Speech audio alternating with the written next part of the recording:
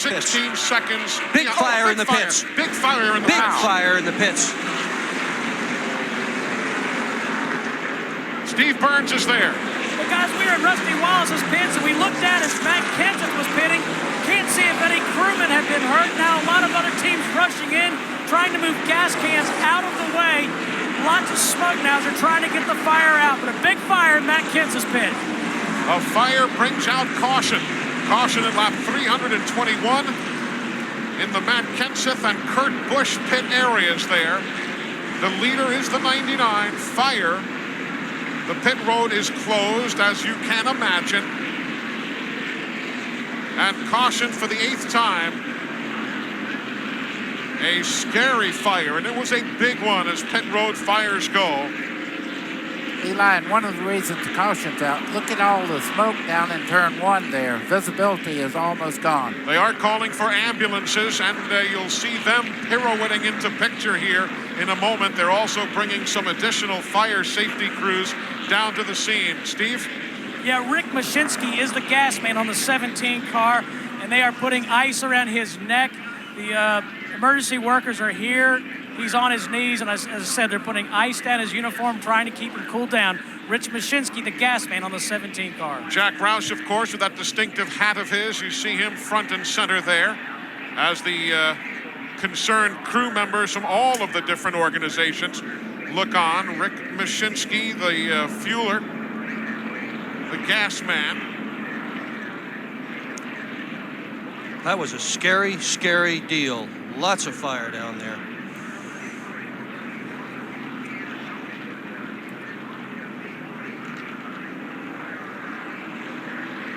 I don't know if we have the actual beginning of the fire, but there you see it is already underway. It spreads very, very quickly, and you see the firemen right in the middle of it, wading right in. And you see the heat just repelling that one firefighter as it then spreads towards the 97 pit of Kurt Busch. Well, there's firefighters all up and down pit road here in these NASCAR races. They needed a lot of them, and it's a good thing they had them. Again, that was on replay. We're now back to live coverage. Rick Mashinsky, the fueler there, and look at some of those tires and everything else that has just been distorted, melted in some instances. See Jack Roush talking with the NASCAR officials. And maybe, I'm sure, once everything calms down, we'll find out exactly how the fire started. On tape, here's what happened. You can see crew members scurrying. You see Larry McReynolds there on top of the war wagon from the Lowe's team looking on to try and get a view through there. Robbie Reiser is down there with Steve, I believe, fellas. Yeah, they're talking it over right now, Eli. Robbie Reiser talking to a guy in the 90s, one of the crewmen off the 97 team. Robbie, scary incident. Tell us what happened. Just car lighted the can up on fire, I guess. You know, everything happened so fast. You feel in the car, and next minute knew we had fire all over the place, and we got a couple guys hurt here. So that's more of our concern right now is the guys that are hurt than what we're doing here. We saw the gas man, Rich Mashinsky, being taken away. Anybody else injured? From what I know, I just got 2 guys that are injured. That's all I really know right now. I'm just trying to get this mess organized here, I guess. Robbie, know how serious the injuries are? Did you talk to the guys hurt? I just know they're burned. I don't really know. Okay, thank you, Robbie. Let's go to Ralph. Well, I'm with Larry McReynolds, who's the crew chief of Mike Skinner, pitted right next door. Larry, what did you see happen? Well, I knew when they dropped the jack on the left side, I saw some fire come out from underneath Matt's car.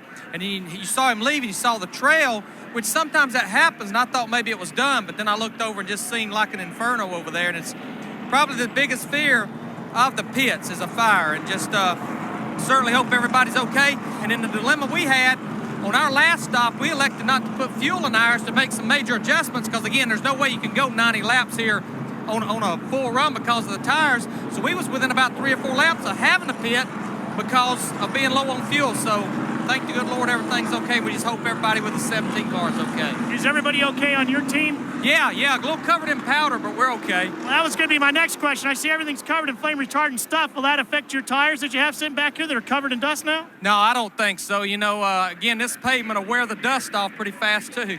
We're going to pit. He's got to get it off his tires, though, Eli. Indeed, and Off his glasses. pit road is going to open now. There's the gas can that was involved in that. You know, you got to think.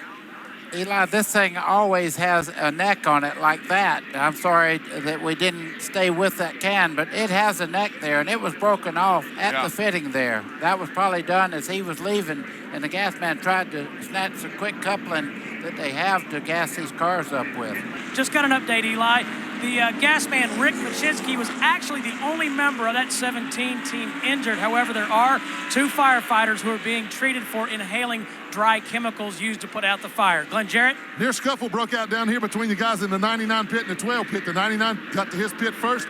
Jeremy Mayfield came really close to the car trying to get into his pit, nearly hit one of the tire changers. That tire changer, when his pit stop was over for Jeff Burton, went down to the 12 pit and confronted him about it. Told him to tell Jeremy to give me some more room.